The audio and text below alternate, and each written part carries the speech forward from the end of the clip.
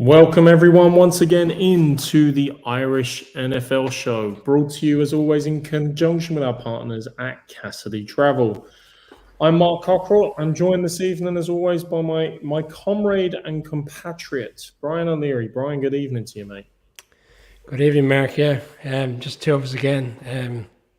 I think we're going to get Colin back later in the week, and we're going to obviously discuss Michael's news maybe later in the show. I think we're keen to discuss another action-packed weekend of games, some crazy finishes. The first time since 1994 when the NFL brought in the rule of 2-point opportunities that two teams essentially had walk-off wins with 2-point touchdown conversions. Interesting side note, which I picked up on today when I was reviewing the games. I love it, Brian. I love it. You can't beat a bit of good trivia. And to be honest with you, I mean, they say that spring break is the wildest holiday in America. I definitely think Thanksgiving football took over this weekend, with the Thanksgiving weekend, the football being crazy. Obviously, all started on Thursday night. Congratulations. Great wins by the Bills, the Cowboys, and the Vikings in the primetime show. Colin was over there live, obviously, following that.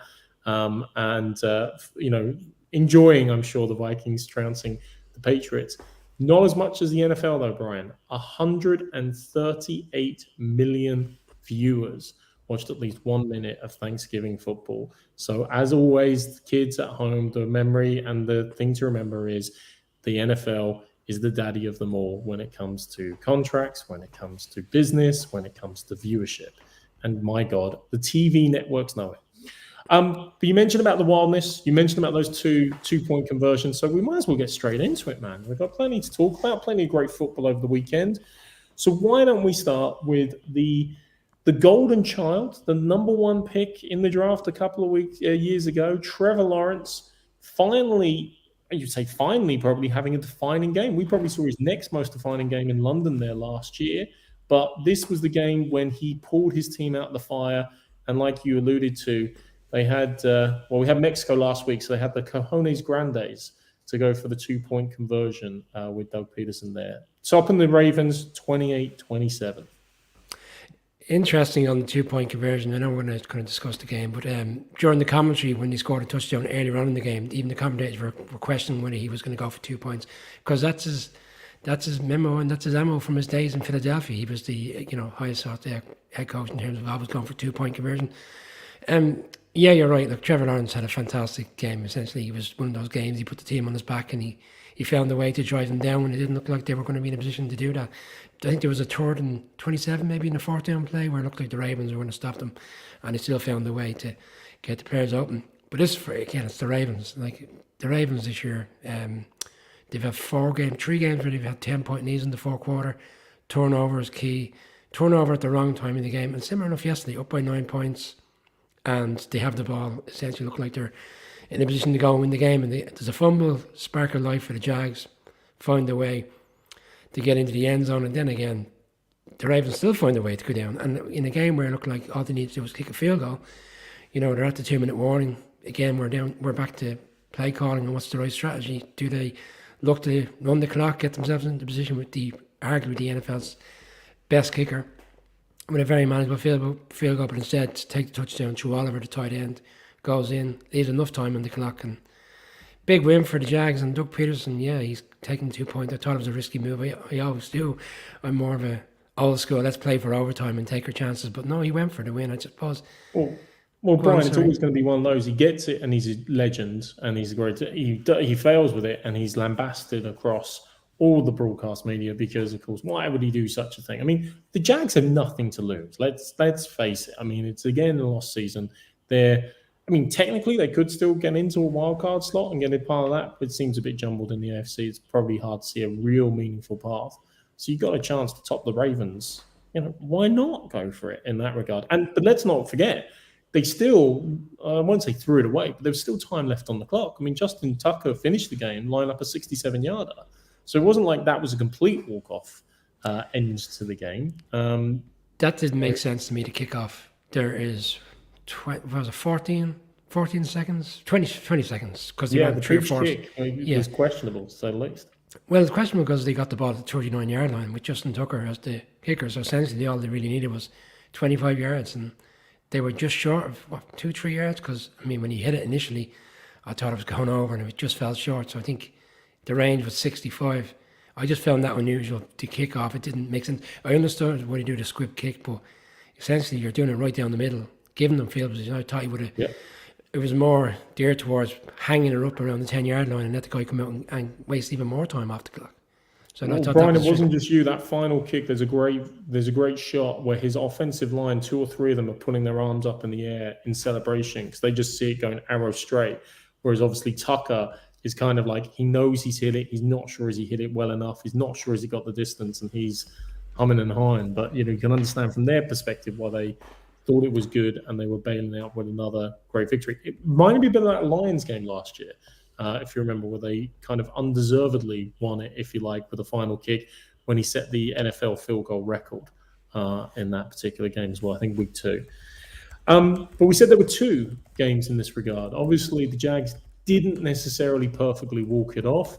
The Chargers, however, did, well, they certainly left even less time on the clock in going for a 2-point conversion, converting it against the Cards.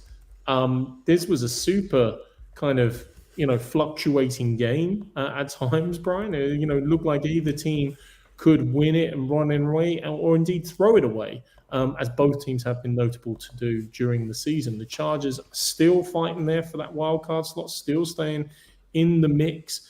And it's another kind of, long-suffering season, it seems like. Kyler Murray came back for the Cards, but it just wasn't enough for them to get over the line. I think they started and they went down the field, Murray connecting with Hopkins. It looked like, oh, okay, they're back again. And the Chargers, injuries and all, everything not necessarily clicking the way it should be. They've had a couple of lucky wins. They're going to keep grinding out like this. That's what good teams do. That's what a team does. That's what you want your team to do. Of course, we'll talk about the 2-point conversion, but how did you feel the whole game went? And what are you seeing from the Chargers in terms of hope for this season or the future? Well, the hope is that they're going to be a wild card because essentially we know where the division is going at this stage. But look, again, I wouldn't say I was overly impressed with them. Impressed in the sense of the head coach, who I've been very outspoken about on the show over the course of the season in terms of some decisions he made. And again, like, he's gone for it. If he doesn't get it today, if they don't make that final play, he's going to be vilified again today. And they would have been essentially 4 games back on the Chiefs, and again in a dubious wildcard race. But I felt this game was one that they got away with in a sense, because I thought the Cardinals started really well. As you said, Hopkins went in for the touchdown, followed that up with a field goal, 10-0 up. Thought the turning point was in the third quarter when they actually had a very manageable 31-yard field goal, which Prater missed. Thought that was a little bit of a turning point. Chargers defense had 2 turnovers in the second half, and the Cardinals offense, which looked quite good in the first half, stalled for large parts. But I didn't think that the Chargers were any better. In the second half, they had 4 drives, 3 punts, 1 touchdown, and the 2-point conversion at the end.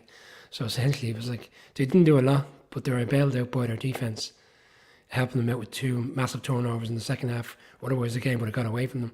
I think one of those might have been actually when the Cards were quite close to, on the periphery of potentially scoring again. So that was a huge turnover at a key time in the game. The Chargers play the Raiders this weekend, who are buoyed after 2 overtime wins. So it's going to be a really difficult game. It's one they needed. They've got it over the line. But I'd say I was more impressed with the Jags' performance yesterday. In the manner how the game played out in similar circumstances. More impressed with the Jags beating a really strong Ravens side, as opposed to Chargers squeaking out a win against a team that looks like they're in trouble this season.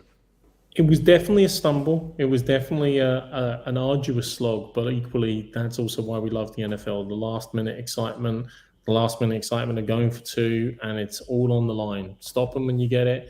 If they convert, they got it. And you've just got to show up and see who stands. You alluded to the Raiders there, Brian, and it's fair to, let's maybe touch on that, and then we'll see, take in any comments that people are submitting. Love your feedback, guys, so please do fire them in, any questions, any comments as we go through.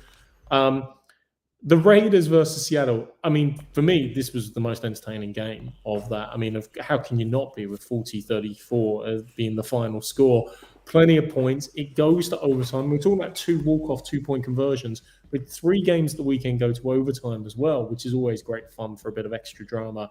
This game in particular, I'll talk about the first play, but we should talk about the last play. I'll come to the first play in a bit. But the last play, Josh Jacobs, he's 111 yards leading the rushing championship, if you like, at the moment. He ran ultimately for 229 yards on a 6.9 per, over 300 in total. Obviously walks it off with an 86-yarder after walking in, not feeling too well, wondering how many snaps they're going to get out of him. Well, by God, did he put them on their back and carry them across the line, especially with a pretty inauspicious start, as always.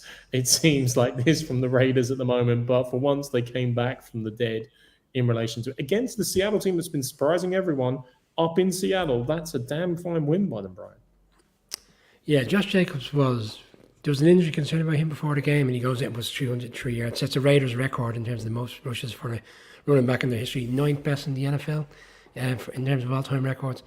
I wouldn't say he was a one-man band, but he like the tackling at times on him was quite poor for the Seahawks. But I mean, he's consistently this season for the Raiders has been a great player, and he's a free agent after the season. And even at the early on in the season, there was conversation around whether they were really going to commit to him this season.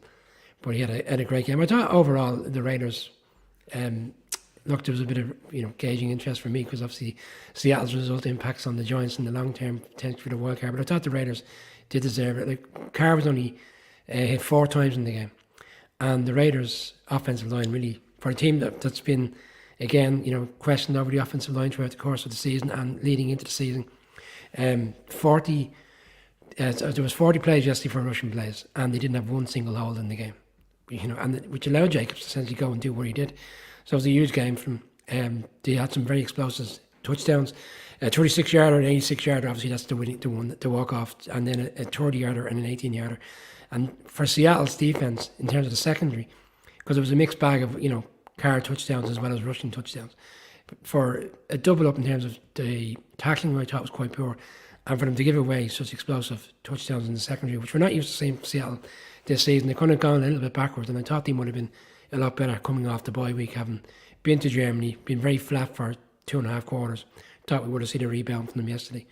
In fairness to Josh McDaniels, everybody's been kind of slagging him off and slagging the Raiders off, and a couple of weeks ago we were on this saying, are you going to fire him now, or are you going to wait till the end of the season? There's a storyline going around that they can't afford to get rid of him. But the one thing I would say is, you look at the games in which they've lost. They've been in 6 or 7 games, 1-score games. Just the manner of defeat has been agonising for them. The last 2 weeks they've come off overtime wins, and we talk about them. We compare them to the Broncos in the same division. Look, it's very evident which team are playing for their head coach and which aren't. Yeah, well, I mean, there's still several games in the season still to play, so we'll see how those last few weeks transpire, because they can change the narrative entirely. I mean, Brian Flores last year obviously was on a lovely winning run, but that didn't stop him getting fired. And we've seen, of course, a good run towards the end of the season save head coaches, Bacon's at times, or go in the opposite direction. You think of Josh McDaniels, his first go-around in Denver, starting so well in his first season and ending rather unfortunately. I will just say one more thing on this, Brian, maybe before we turn it to any comments that people are coming in. I mentioned the first play. Of course, the first play, Derek Carr throwing an interception on the first play. Very unfortunate. What you may or may not have seen, I advise everyone to check it out because I didn't believe it was real at first. But what actually happens on the play, on the return, is one of the linebackers that is standing on the bench, 52, actually comes off the bench to celebrate, thinking that the man was down by contact. They're going to all celebrate in the end zone, and ends up taking part in kind of semi-blocking and oh, please don't notice I'm here, as he goes on with the play. So the 12th man in Seattle was an actual 12th man this time for once, rather than just the name given to the fans. It's bizarre and unprecedented, to say the least, but it wouldn't be surprising if the NFL gives a little reminder to teams this week about the back men, players not entering the field of play, and probably a fine, let's be fair. We'll be heading up to Lumen Field at some point there. Look, let's be fair, I don't think anybody noticed that at the time. No. So it's no surprise that the referees didn't pick up on it. Again, like when I read the 12th man today, essentially I assumed it was something the crowd had got into him in the very first play of the game. But no, very crazy start to the game. And again, another point to the Raiders, like they were down 7-0 after 3 plays within the game, down 7-0 after 30 seconds. Again, that game could have easily got away from them very quickly, but again, they went straight back down the field. And away from home and all of those things. And no, his effort on the blocking was highly amusing, is all I'll say. When he realizes, oh, I shouldn't be out here and I shouldn't really try and block this on the return, was good to see. Good. Few comments in early doors. I better get this one out of the way. I'm sure Fred has been holding off since Thursday to come after me. Even lads, Dallas win ugly. Yeah, okay. Some Did Dallas recently beat Brian? Just remind me. Yeah, well, I think you're talking about referees and talking about Homer decisions on Thursday night. Oh my God! Anyway, look, we were up against it. I throw in Owen because obviously Owen's a Chargers fan, and we just quickly discussed a great win. This one was obviously one of the best photos that exists on YouTube as his profile pic as well. Yeah, we got Keith Finn up. Yeah, nice win for them yesterday. I'm sure we're going to get to that. Very comfortable. 13-0 up at 3/4 and 2 out again. Focusing on the big one next weekend. This is he's right. It ended up being a great slate of games. Yeah. I mean, and in fairness, that's a call out. Last week I said, hey, Thanksgiving, we got 2 games between teams with winning records. At the weekend, we've only got 1, which was the Bengals and the Titans. And it looked like it was going to be a different story altogether, but really entertaining games and some teams thrusting their way back into the limelight. Brian, one team... Oh, there you go. Sorry, quick one. We touched on it, but like we discussed that we felt that Tucker was going to win. There's a few more. We'll come back to them in a few minutes. I think we will come back to them because I was just saying, Brian, some teams coming back into it. One team that hasn't had to come back into it all season are the Philadelphia Eagles, still with the league best record. And it's fair to say that their game against the Packers didn't necessarily go as people might have expected. The Packers were a lot better than they've shown in recent weeks. They also had a nice long touchdown, but it was Jordan Love throwing the ball, which is a point for intrigue, obviously, not just for this weekend, but the following rest of the season. But you're right to praise the Raiders' offensive line in how they performed at the weekend, especially given the criticism. I don't think we've seen a bunch of road graders like we've seen from that Eagles offensive line. And yes, they've got some really dynamic runners, Jalen Hurts chief amongst them. But let me just quote Brian. They ran against the Packers there 49 times for 363 yards, 7.4 yards per average. At times, it felt like it was Forrest Gump 2, fly, Forrest, fly, with the Eagles absolutely dominating the Packers in the running game. But the Packers hung around. Obviously, the final score has got a little bit of gloss to it. But again, I said the Raiders-Seattle was the most entertaining game. But the late-night game on Sunday Night Football certainly had something for everyone if you stayed up to watch it.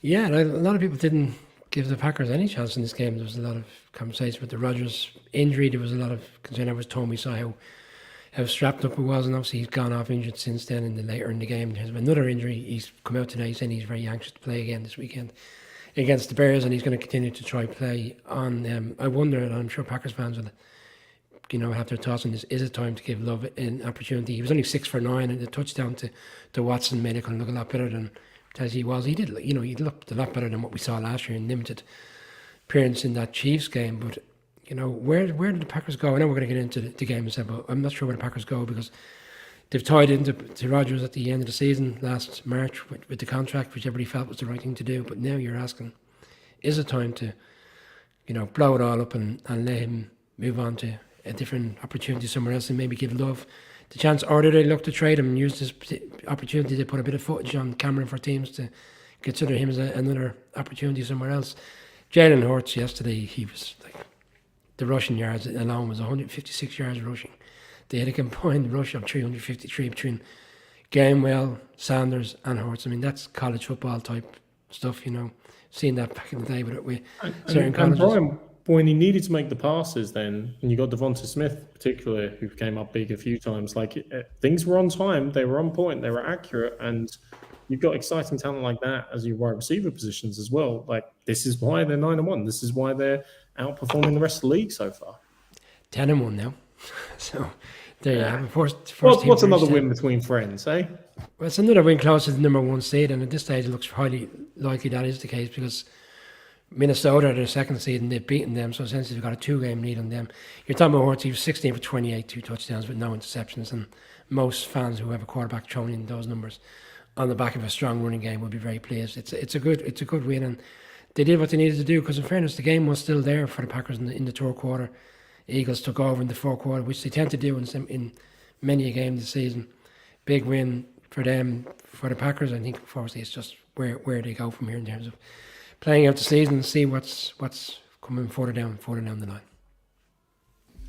Yeah, look, it's going to be another huge off-season of intrigue for the Packers and Aaron Rodgers' future and Jordan Love's future. And bearing in mind, making decisions as his fifth-year option as well will be very salient in that point of view.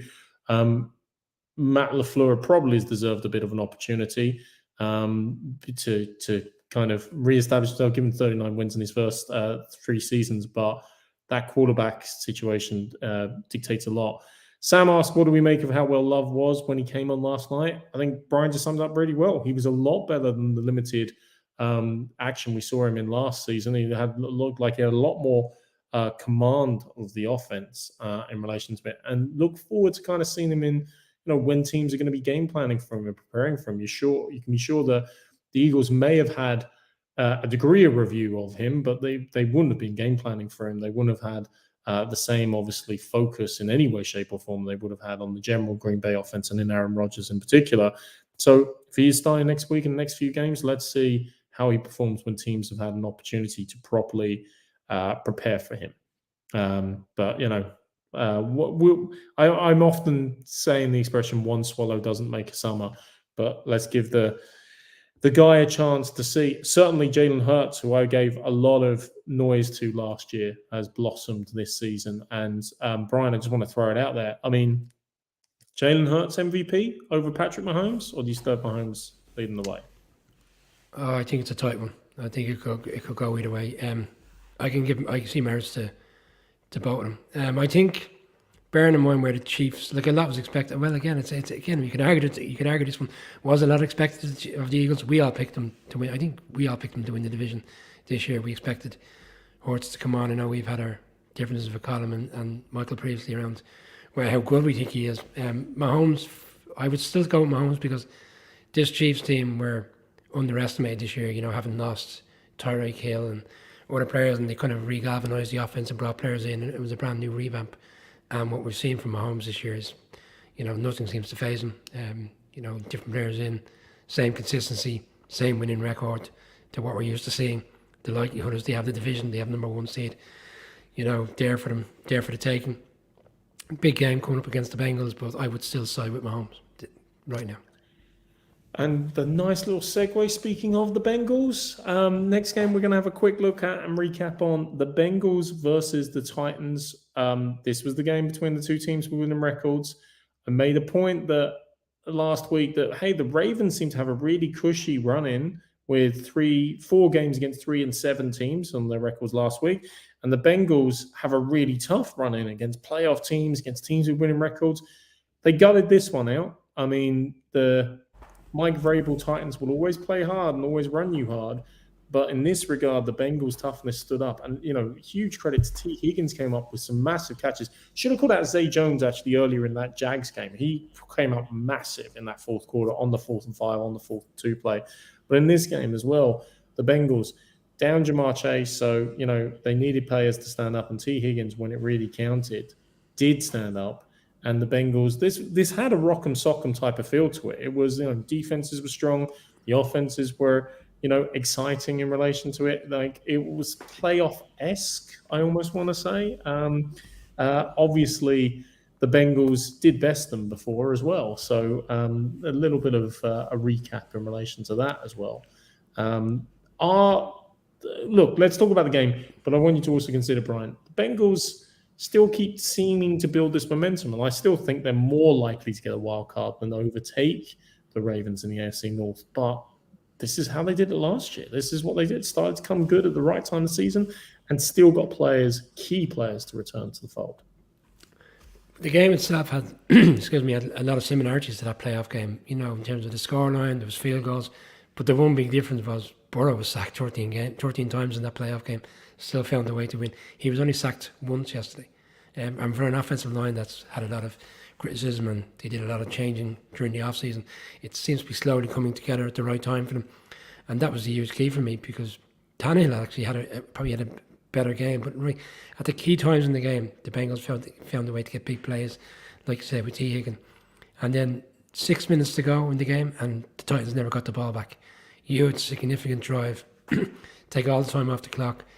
Helped by a bad flag on, well, not bad flag, but in terms of stupidity on the Titans at the end, because the Bengals were kicking a field goal, but gave them the first down to close the game out. But to go 6 minutes in a game of that magnitude without giving the Titans the ball back, quite significant. Bearing in mind, as you said, they were out with Chase, but Mixon was also out.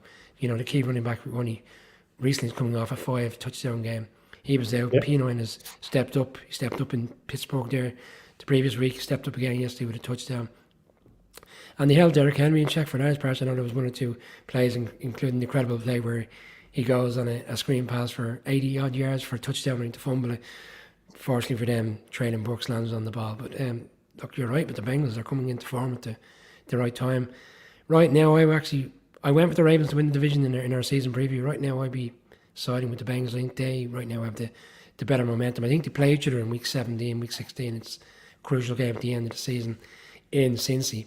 It'll probably come down to that game to who wins the division.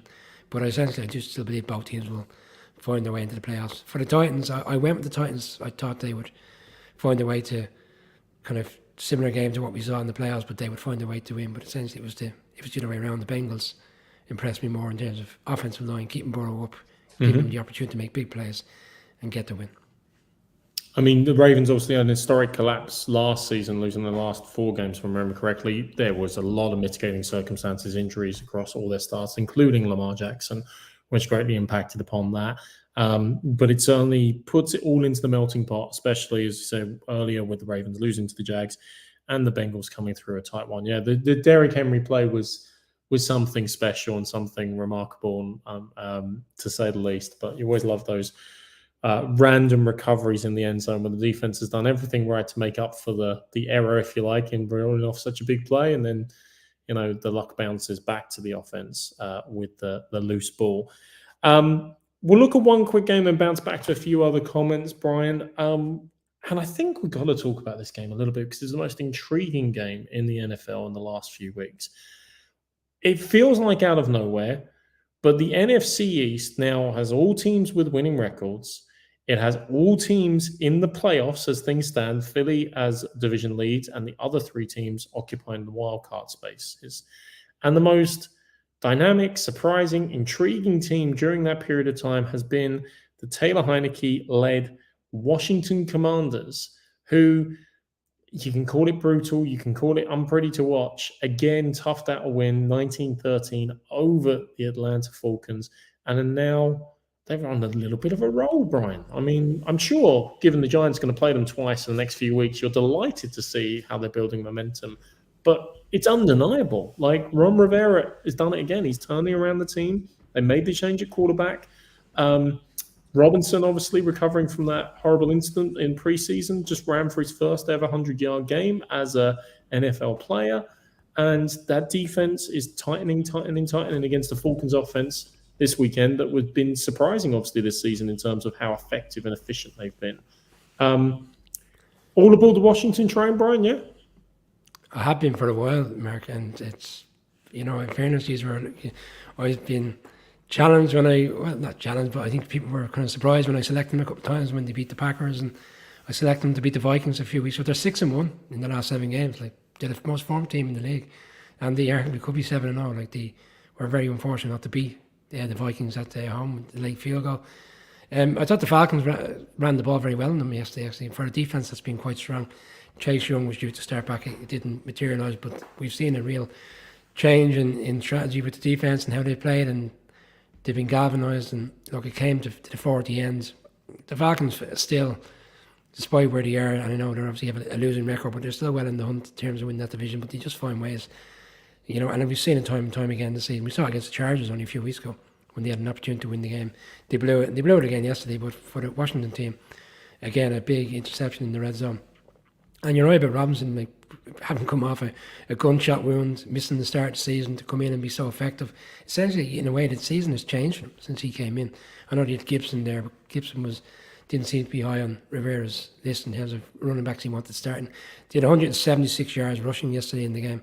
That's significant against a Falcons defense that can't withstand that type of play. They're not built to stop the run, but yet they still found a way to be in the game. And I thought Mariota had a lot more time in the pocket than I expected. But they got over the line, and they're grinding out wins as well, which is a significant thing. You know, that's the type of team that Ron Rivera's built. And that's not going to be pretty. Tyler Heineken doesn't seem to make a lot of mistakes. He had one interception yesterday. If he plays kind of clean football, they'll put themselves in a position to win. This weekend they play the Giants in MetLife. Essentially, it is like a playoff game, because I think the league today have put out this thing where they're whittling down to essentially 3 teams going for 2 wildcard spots. Those 3 teams being the Giants, the Commanders, and Seattle. So this weekend is a big step in the direction for one of those teams, because one of them is going to walk away with a win, and I suppose cement their opportunity to be in the playoffs come January. And Brian, if I can veer from the divine and sublime to the crazy and nefarious, only because of the Falcons dropping this game did they not effectively the Bucs stay on top of the woeful NFC South. And everything we say about the NFC East is one thing, but the NFC South is nigh on disastrous. The Bucs somehow maintain staying on the top, even though they too dropped a game in overtime, one of those 3 overtime games we alluded to, 17-23 to the Browns, led by Jacoby Brissett. And we'll come to, obviously, what's going to happen to him next week and what's going to happen with the Browns next week in a second. But I was reflecting on this, Brian. It feels like, the age of majority, the age when you can vote and enter into contracts is 18. Tom Brady and the Bucs seem to have a problem with that because they've gone below 18 many times already. But actually, the legal drinking age in America, of course, as we all know, is 21. And they've only gone over 21 points twice this entire season. And one of those was only 22 points. So clearly they've got a problem with drinking as well at the moment. And whatever they're drinking from is not the right thing. Tom Brady losing for the first time in his entire career when he was up by 7 points with less than 2 minutes to play. And the Browns found a way. And by God, they haven't much of this season, to be honest with you. But all things keep going the wrong way for the Bucs. We keep thinking, oh, yeah, they'll get back on the track. Oh, good win in Munich. This is where they turn it around. They start to look like a dangerous proposition in the playoffs. They still can't run the ball. They still can't get anything together. And the Browns did more than enough to hang around. And fair play to Jacoby Brissett for bringing home the win. Yeah, it's the inconsistency of this offense throughout the course of the season. And I know there's been many a time we've spoken about the fact that there's different players there for Brady, and there's been players injured and he's had to deal with what's there, but many a team in the league have had to do that, and they overcome situations. They ran the ball for 64 yards yesterday. I mean, one of the most effective things about the win in Munich was the fact that they got the rookie out with an expansive game. And Fournette wasn't as strong in that game. It was more down to White, the running back. He gets over 100 yards in that game, 64 yesterday. Fournette obviously was out of the game yesterday. But even in the second half, there was some drives, 6 plays, a punt, 3 plays punt, 3 plays punt. There was no consistency whatsoever to the offense. And then late in the game, when an opportunity to close it out, I think there was 2:30 left. You were thinking, right, they're going to find a way now to get a couple of first downs, see if the clock they couldn't even find do that. Like, it was just so poor. And Brian, they're throwing the ball so much as well. You're getting incompletion. You keep stopping the clock. That's part of the problem as well. They can't sustain drives. They're not controlling the clock in any way, shape, or form. And there's big difference said about Brady this season compared to other seasons. He's not going in the middle enough. Large parts, a high percentage of his throws are out to the perimeter, which inevitably means either players going to catch the ball and go out of bounds, which is killing the clock, or it's going out of bounds and essentially it's an incomplete pass. So there's just no consistency whatsoever. They scored late in the third quarter. I think it was 7 minutes to go. They said in the third quarter. That was the last time they scored in the game. So another quarter went by, couldn't do anything, and then I felt. Probably really getting into detail now, but even when they got the ball at the end, the play calling was fine. It was more like they had three timeouts, and they found a way to get the ball to the 47-yard line. Didn't call a timeout in the previous play. That would have given them an opportunity to really get 2 more plays off and put themselves in a position. I thought Todd Bowles mismanaged that.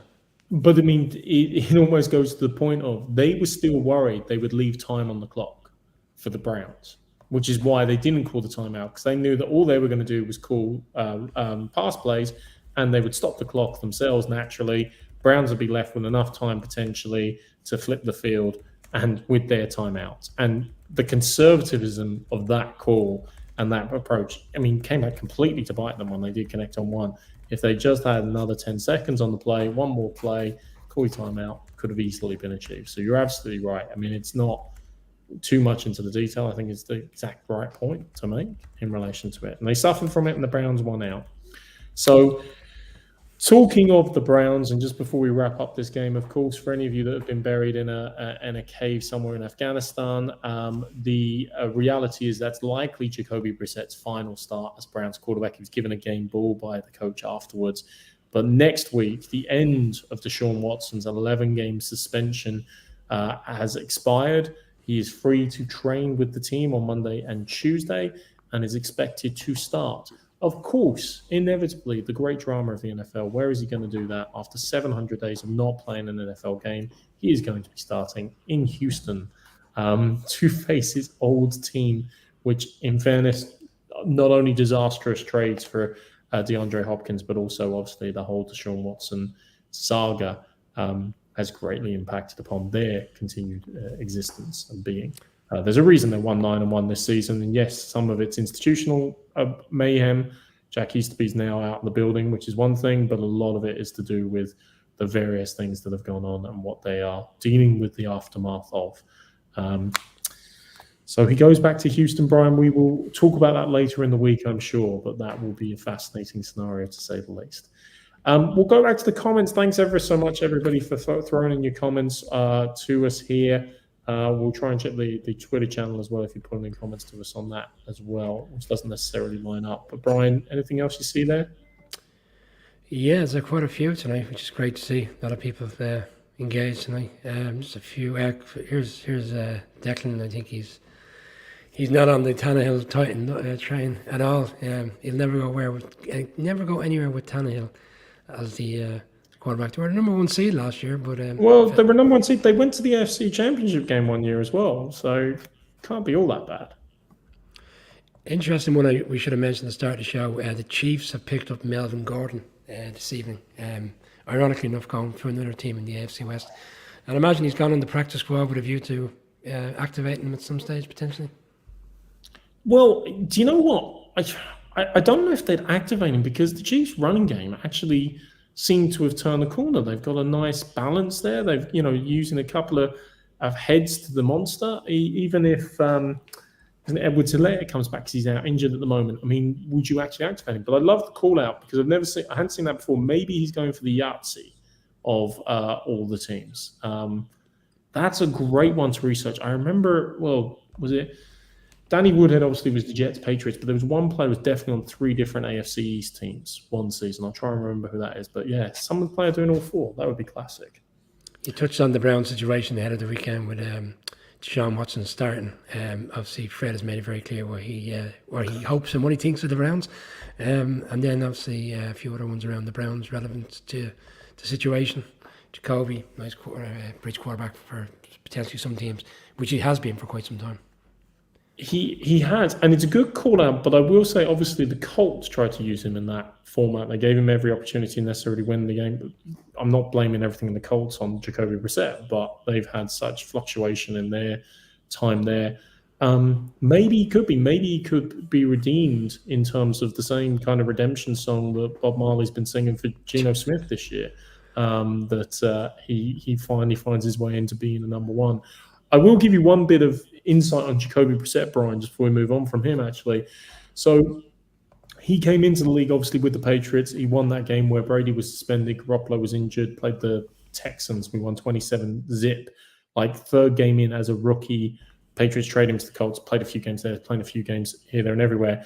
But his biggest supporter is Bill Parcells. Parcells saw him as a young player in college, has championed him, has said he has all the tools, he's the mental makeup to be an NFL starting quarterback. And again, before the Patriots drafted him, Belichick gets a call from Parcells saying, hey, this guy's the real deal. You should seriously consider him.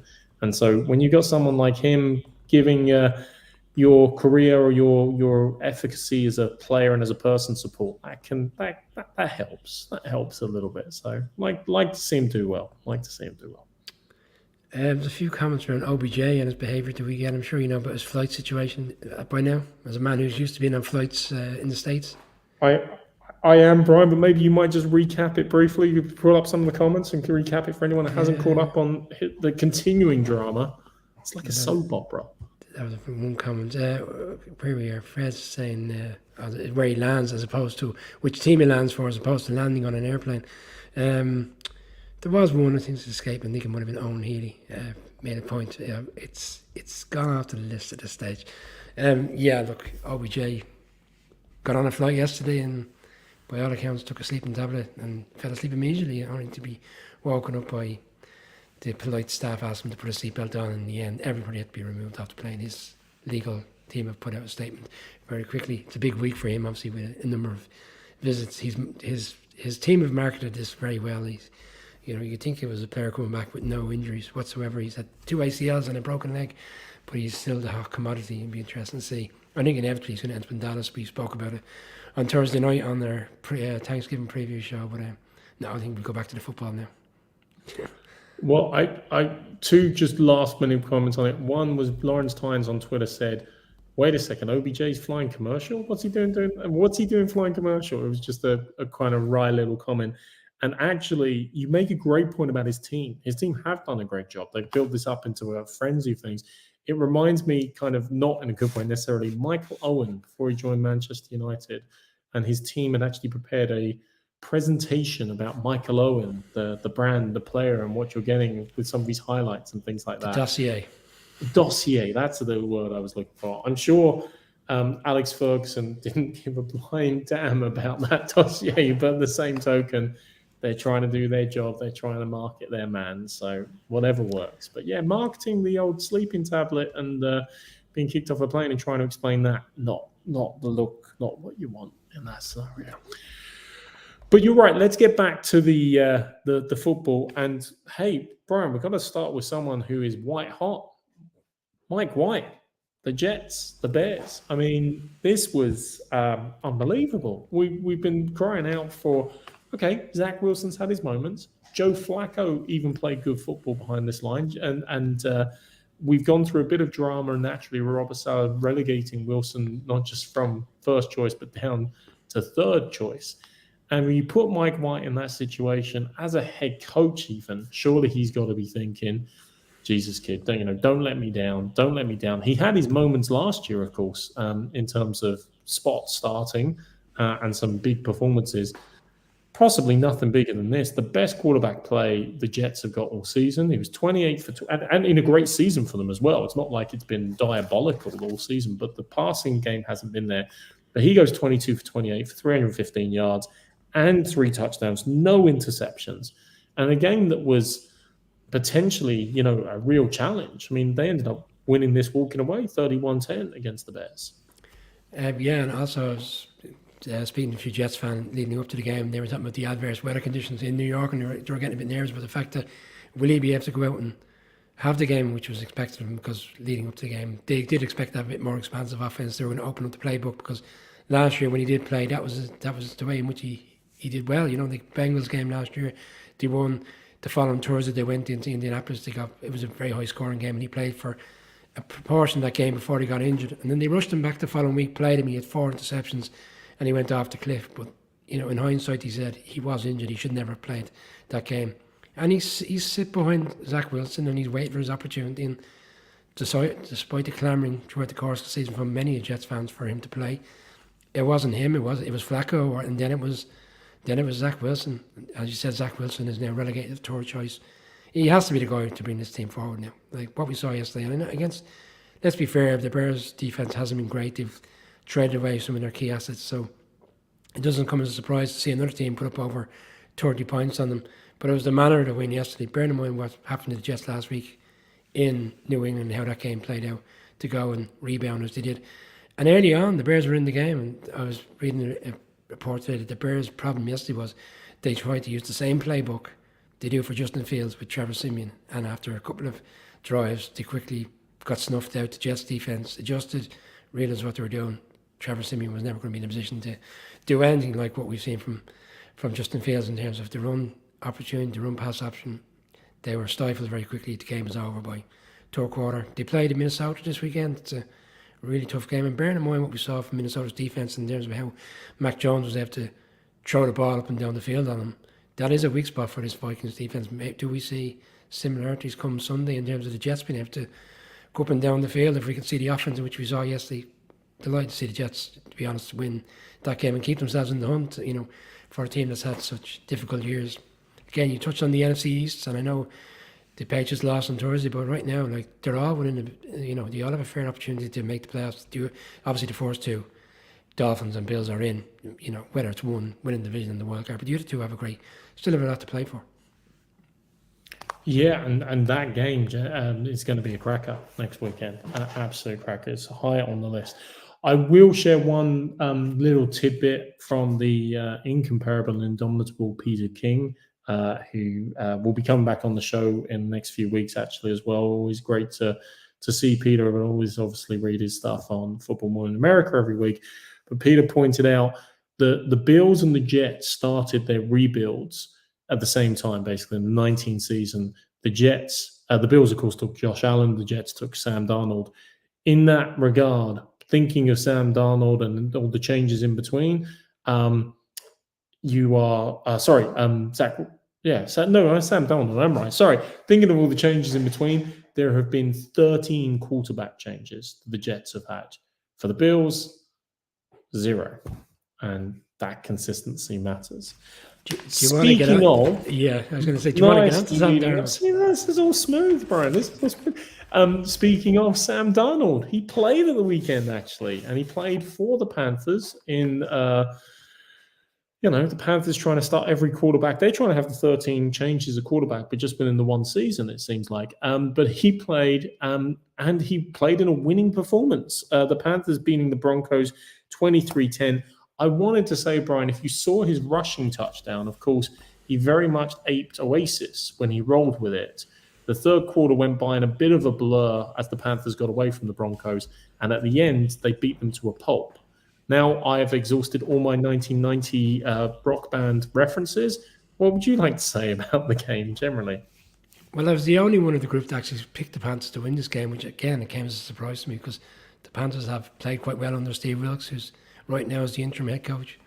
And they played quite, they've been winning games at home as well. And we've saw over the course of the last 6 weeks the frailties of this offense again yesterday. Russell Wilson, 125 yards, 2 rushes for 8 yards. You're starting to see now why Seattle made that decision that it was time to move on from him, because they seen him slow down, but we didn't, and other teams didn't, and the Broncos certainly didn't. They made the big move. I had a few quid on Sam Darnold to score a touchdown yesterday as well, Mark. I just felt he's coming back fresh. He hasn't played all season. I know they've had back and forth quarterbacks, but you're bringing a guy in week 13 who hasn't played all season. It's going to be fresh. He's bound to have an opportunity, and they do have players that can. In fairness to them, they have players that have made big plays throughout the course of the season, even in games where they've lost, such as DJ Moore. He had the touchdown in the first half. There was the big play from later on in the game. And the Broncos defense, for a team that gave up 23 points, they still stifled the Panthers for large parts of the games. For example, the Panthers were 2 for 12 on third down. They got them off the field time and time again, which is probably a fair reflection of what we all saw last night, which was the, shall we call it the rant, the ill discipline of the defensive player. Disagreement on the sideline. I mean, look, I'm sorry, I'm going to say, all players, there's sometimes tensions run high, and you can understand the emotion and the frustrations that exist between teams. You see plenty of arguments that occur between teammates or between teammates and coaches. I think just because it's in front of the cameras, it can get overblown sometimes. You're right on the Russell Wilson thing. The one thing he isn't doing this season, didn't for the last part of the season in Seattle, is his mobility seems to have gone. Whether that's because of injury, whether that's because of old age. But once you've removed that from his game, then that is an issue. I mean, he is not, he's no longer, obviously, he's a long way removed. But when he was younger, he was in that Jalen Hurts, that Justin Fields, that who's the other one I'm thinking of at the moment? There's another Fields, Hurts. Can't think of it. But that mobile Lamar Jackson. Lamar Jackson, maybe. Too much for their arms. Sorry, who was that? Jackson. Yeah. Well, he had 183 yards in total rushing last year for Seattle. Well, exactly. That's way down on his previous seasons. Yeah, that mobility is gone. And, don't get me wrong. The Broncos were not the only ones in the Russell Wilson sweepstakes. A number of teams were trying to acquire him. A number of teams, and that's why the price got quite expensive, obviously, in the order of trading him. And that's because he was a multiple-time Pro Bowler. He'd had 10 great seasons in the league. You couldn't necessarily see that regression. We could have hours on it. Well, is this Russell Wilson? Is it the offensive line? Because they're missing 3 stars on the offensive line. If it's Nathaniel Hackett, who seems by the day to be losing more and more grip on his role, or is it the combination of multiple factors, including other injuries that they're suffering with there? Look, they're on a downward spiral at the moment. Again, we talk about interest in the offseason at Green Bay, interest in the offseason and what exactly is going to occur in Denver, especially under new ownership, will be equally intriguing. Fair play to the Panthers, I just want to call out as well. We called it when C-Mac had left, and obviously the various regime changes and trading off, they've got a good defense, but this is going to be a tough rest of the season. That defense has played so stout, and they're playing for each other. They're playing hard. They've been playing hard in every game since. And I'm not going to say they're turning around their season, but they're certainly showing that they're no walkover and are still picking up wins along the way. Very quickly, Brian, with a couple of games to touch on really swiftly before we get on to Monday Night Football, and because we'll turn back to some comments in a second. I'll take one. The Dolphins-Titans, 30-15, you kind of alluded to earlier. Fair play to the Fins, up 30-zip. It looked for a horrible time, though, when Texans. They kept giving the ball back to the Texans. Could we see one of these most unbelievable comebacks in the season of comebacks, as it were? Because they kept giving them opportunities and possessions, but in the end, they had it more than comfortably in hand. They kind of went a little bit to sleep in the second half. They stay atop the AFC East with the Bills. They're going to be in full contention in divisional games. And I cannot wait for some of those interdivisional games to finish up this season in there. You're going to briefly touch on the Chiefs and Rams. Remind me, Brian, what was the betting line on the Chiefs and Rams, by the way? 15.5, Michael. What was the final score? 15.5. And so they won by 16 points. Very convenient, isn't it? Late field goal to close out the game. Yeah, it did cross my mind yesterday. That was something that was strange. They just know they know the number. It's amazing how every week they seem to have it to a T. Look, this game it was close enough in the first half, and the Rams the new quarterback is in. His name escapes me, but he seems mobile enough and looks like he's going to play for the remainder of the season because it's been confirmed that Matthew Stafford likely will not play again this season. They lost Robinson, the wide receiver who they acquired from the Bears. On Friday, he's now gone for the season. Kupp isn't going to return.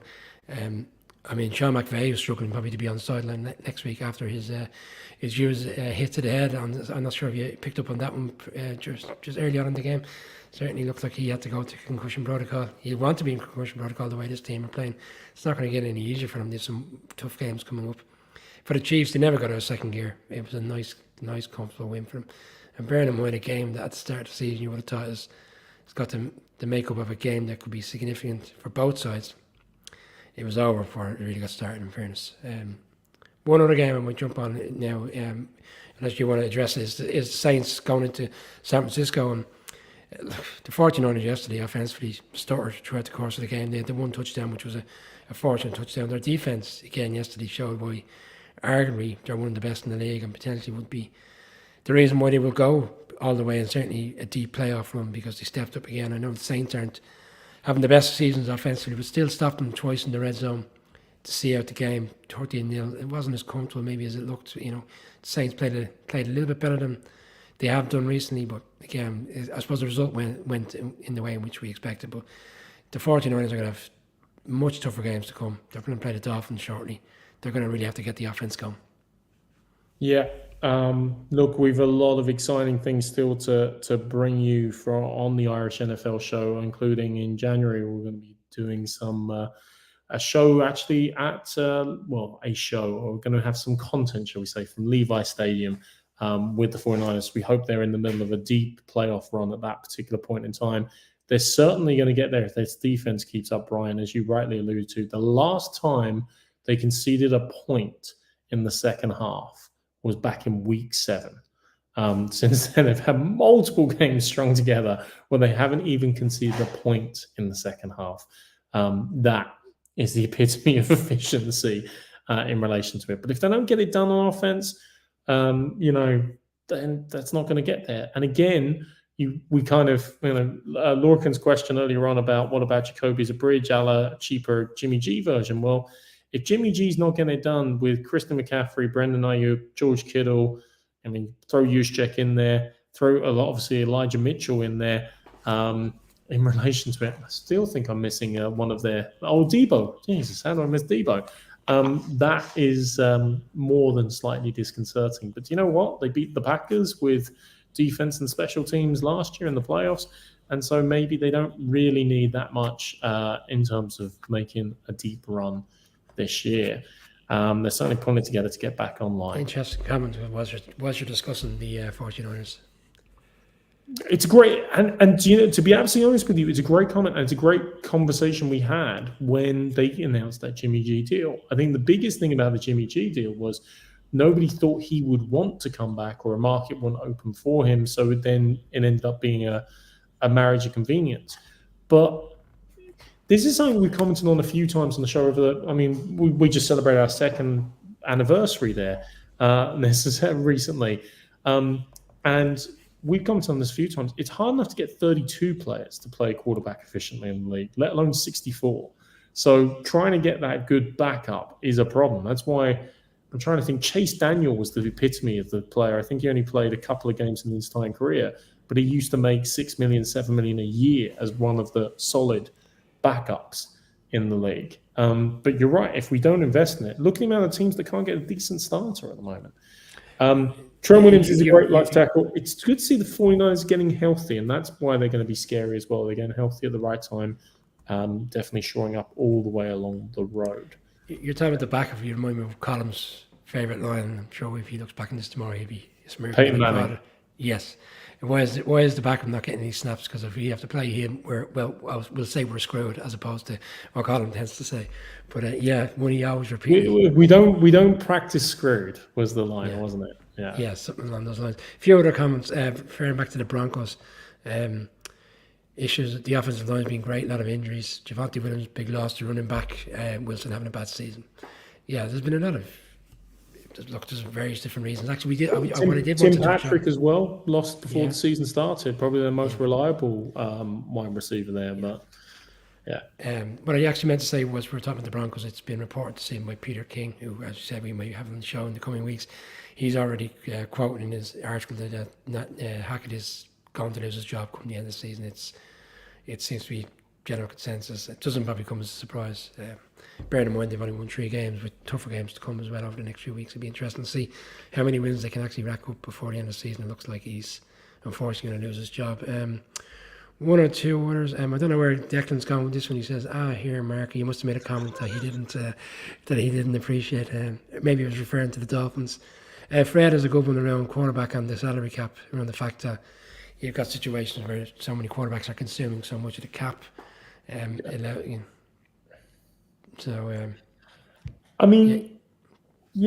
you're going to have to pay it, Fred. Like, this is reality. If it's a franchise quarterback, we can make the point time and time again, some Green Bay's pain that there's so much of the cap is tied up in Rodgers. But at the end of the day, most of the league, you look around, like you look at Mahomes' deal or Allen's deal, they're big numbers, especially in the later years. So you're going to have that.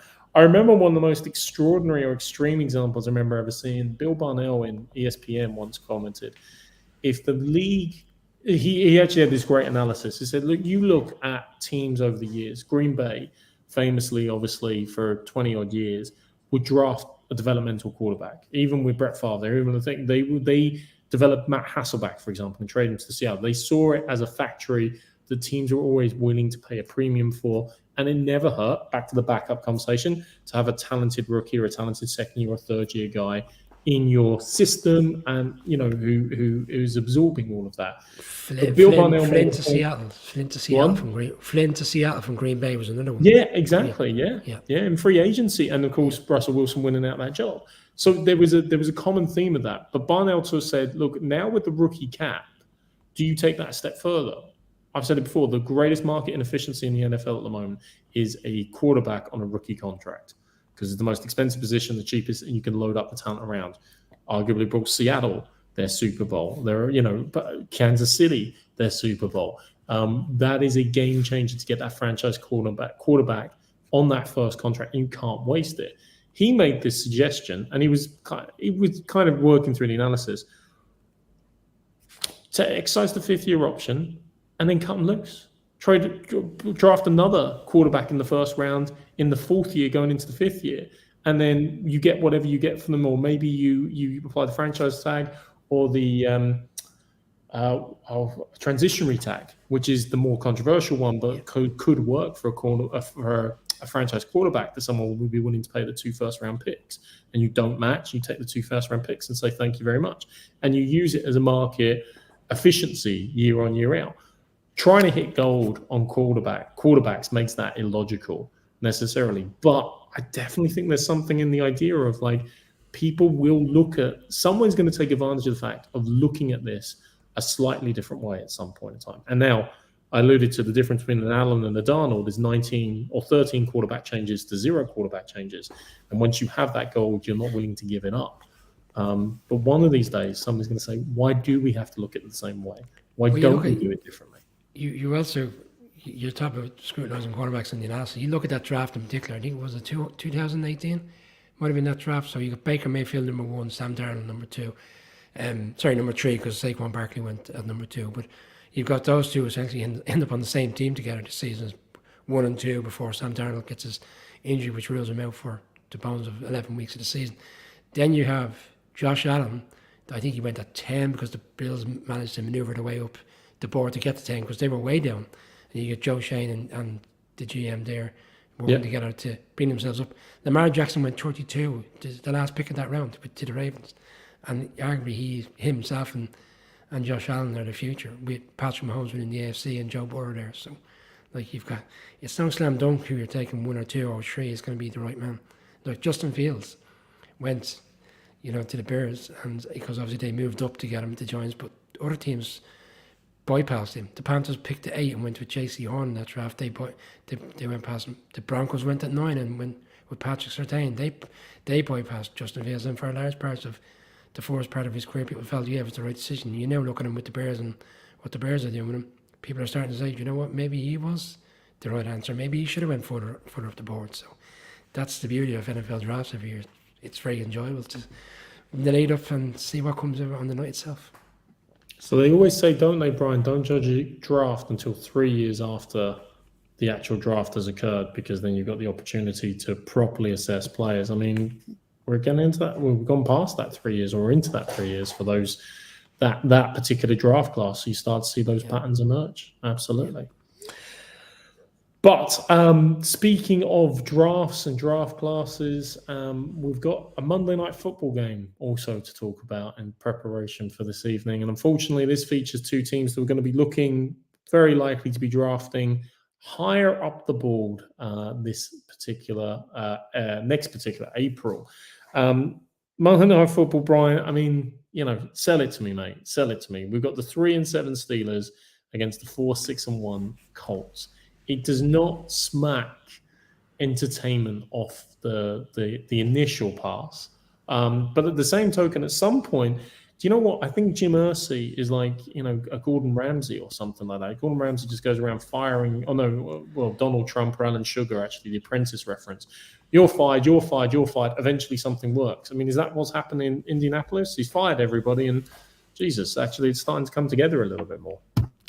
Well, I'm not sure. They've only played 2 games, let's be fair, since they removed Frank Reich. And what I would say is they won the first game in Vegas, which there was a lot of momentum. Players were obviously going to go out and play for Jeff Saturday. But they followed it up last week. They lost 17-16 to the Eagles last week, and we spoke about it last Monday. The game was there to be won, and we felt they should have been a little bit more aggressive in the red zone at the end of the game. And it took off. It took a late score from Jalen Hurts to put that game away. Look, I don't think they're out of it in the playoffs. I know it sounds a bit extreme, and I know they're going to have to go on a massive run, but they're 4-6-1. They win this game.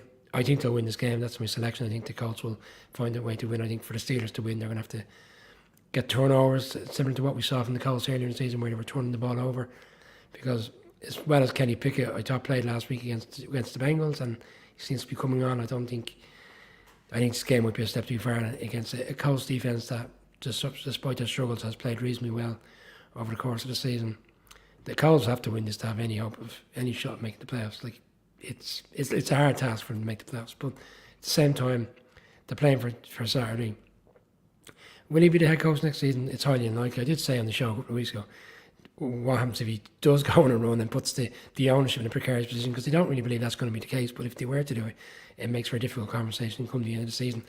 But we saw last year with the Raiders when they had an interim head coach, they made the playoffs and they still felt he wasn't suitable for the job, and they went and sought Josh McDaniels. So for the Steelers, look, we spoke about it in the off-season. It was always going to be a difficult year. I was quite down on them. I felt this would be Mike Tomlin's first season with a losing record. I still think that's going to be the case. But right now it's just a case of see what they can get from this quarterback who has played in prime time on Sunday Night Football against the Dolphins, played reasonably well. It'll be interesting to see how he copes with that magnitude of a big game in America on a Monday night. So when you just said they're playing for Saturday, I was actually, and it wasn't being a pun, I was like, no, Brian, they're playing on Sunday next week. So they're playing for Saturday on a Monday before next Sunday.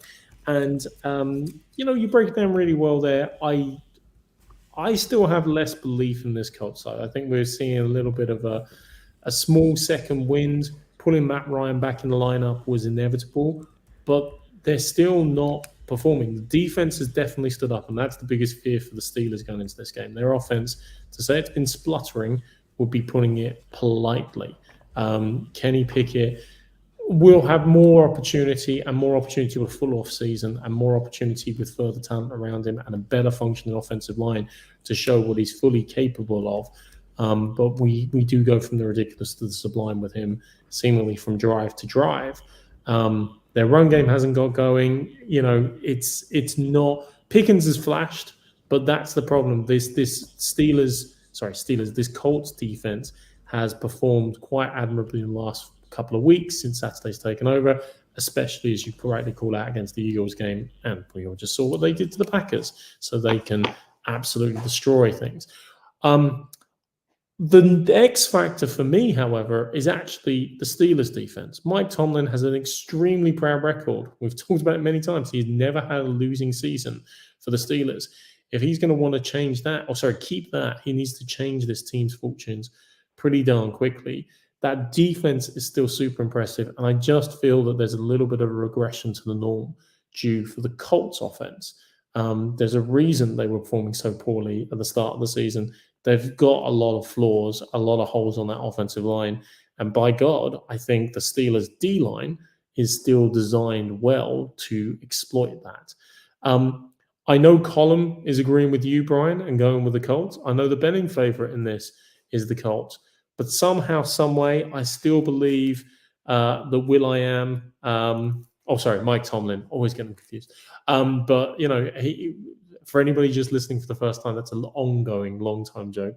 But Mike Tomlin will find a way, and he can deliver a surprise victory. And in a season full of surprises, why not one more? So you guys are going on the Colts, but I am going on the Steelers to surprise everyone and, exploit. I still say coaching matters. I still say at some point the inexperience of Jeff Saturday is going to be shown up, and I'm banking on Mike Tomlin being one of the key people to exploit that in this scenario. So I think we touched on it when you weren't on a week ago. Me and Colin were discussing that particular game, Colts Raiders, and so the best way for the Colts to win would actually to bring Matt Ryan back in at quarterback. So you're talking about experience, experience on the field, quarterback with years of experience as opposed to Kenny Pickett. That's why I think he can lead. He can lead, despite the difference of the offensive line this season, and the Steelers' defense on their day can be one of the best. I still think Matt Ryan will find a way to get it over the line. But again, I could see the narrative. I can see why you would be attracted by a Mike Tomlin-led team to win a game.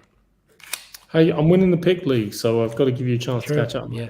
That's the other part of the pie. Look, it's been an absolute pleasure as always, Brian, spending some time with you talking some NFL. Do we have any other comments to touch on before we go up, or wrap things up? No, not in particular. I think we covered a lot off. A couple of small points around defenses and from LeBron. But no, by and large, covered everything that was in there this evening. Good stuff. Well, look, thanks everybody for sharing your thoughts and comments. Always great doing a live show and having a chat with you all and talking some football. Before we close up, obviously, Brian, you alluded to it very briefly at the start of the show. We had a bit of a departure from the show earlier this week. Michael, we've been going for 2 years, an amazing journey in relation to those 2 years. And Michael is moving on to pastures new to try some other things. Just wanted to acknowledge that and wish him all the best in the future and his future activities. We got some great things. I mentioned about going to visit the 49ers in due course. Obviously, the Super Bowl in Arizona in a couple of months' time, and some great guests and new corporate sponsors coming on board in the next couple of months as well. So look forward to doing more of that on the Irish NFL show with you, Brian, and with Colin when he eventually comes back. Jesus, going away for a holiday in the middle of the season. Very, very inconsiderate. But we look forward to having him back. I believe he's on a flight back now, so he should be back reasonably fresh come Thursday or Wednesday, whatever day we're going to preview this weekend's games. But looking forward to getting Colin back on and seeing his thoughts on the Broncos and the speculation, Stephen, that Hackett's going to lose his job. He's listening to us. He's listening to us on the Wi-Fi on the plane. I'm sure that's what's going on. He's sleeping. Stay tuned, everybody, to the Twitter page for during the week. We're going to have a couple of comps running on that as well during the week. Great, as always, talk to you. Thanks again to Casti Travel, our partners, Trust, who actually sponsor us on terms of the equipment, and to PointsBet, who provide some great insights for us on some of the betting patterns generally you'll see during the season as well. So really appreciate your time. Have a pleasant evening. Thank you, Brian. Take it easy, y'all.